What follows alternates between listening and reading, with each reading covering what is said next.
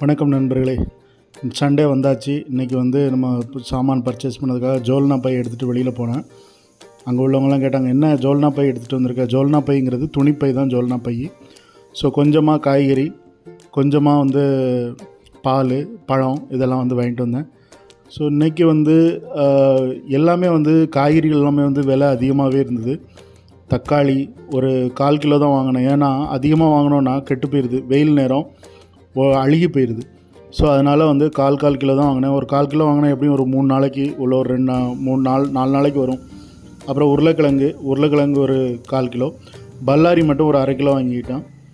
So அதுக்கப்புறம் இஞ்சி, பூண்டு இது எப்போவுமே நான் வாரத்துக்கு ஒரு நாள் வாங்குவேன், இல்லை 2 நாள், சில சமயங்களில் 2 நாள் தேவைப்படும். ஸோ இந்த மாதிரி 10 ரூபாய்க்கு தான் இஞ்சி வாங்குவேன். நல்லாவே கொடுத்துருந்தாங்க. 10 ரூபாய்க்கு இஞ்சி, பூண்டு ஒரு 40 ரூபாய்க்கு வாங்கியிருந்தேன். ஸோ இதில் எல்லாமே நமக்கு ஹைலைட்டான விஷயம் என்னென்னா, பாலக்கு ரொம்பவே விலை கூடையாக இருந்தது. பாலக்கீரை, எனக்கு பாலக்கீரைனா ரொம்ப பிடிக்கும். பாலக்கீரை இன்றைக்கி நான் பாலக்கீரை எப்போ பார்த்தாலும் நான் பஜ்ஜி போட்டு சாப்பிடுவேன். பாலக்கீரை பஜ்ஜி, இல்லைனா பாலக்கீரை பொரியல், இந்த 2 தான் எனக்கு ரொம்ப பிடிக்கும். ஸோ நான் பஜ்ஜி போடலான்னு சொல்லிட்டு பாலக்கீரை வாங்கினேன். பாலக்கீரை வாங்கினா அதனுடைய விலையை கேட்டாலே தலை சுற்றிருச்சு. 120 ரூபா. இது பால் பாக்கெட்டு. ஸோ பால் பாக்கெட்டு 20 ரூபா தான். நான் எப்போவுமே 10 ரூபா பாக்கெட் தான் வாங்குவேன். இன்றைக்கி 20 ரூபா பாக்கெட் தான் கிடச்சிச்சு. சரி, இது ஒரு 2 நேரம் நம்ம வச்சுக்கலாம் பால் பாக்கெட்டு.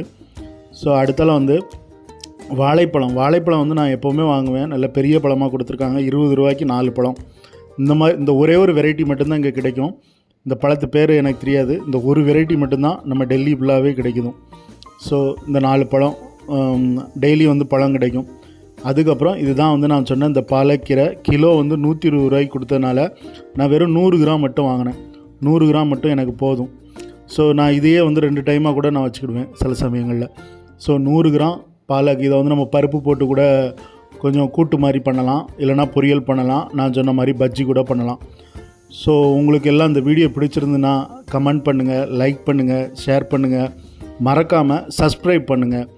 நீங்கள் சேனலுக்கு சப்ஸ்கிரைப் பண்ணால் தான் அது முழு ஆதரவு கொடுத்ததுக்கான அர்த்தமாகும்.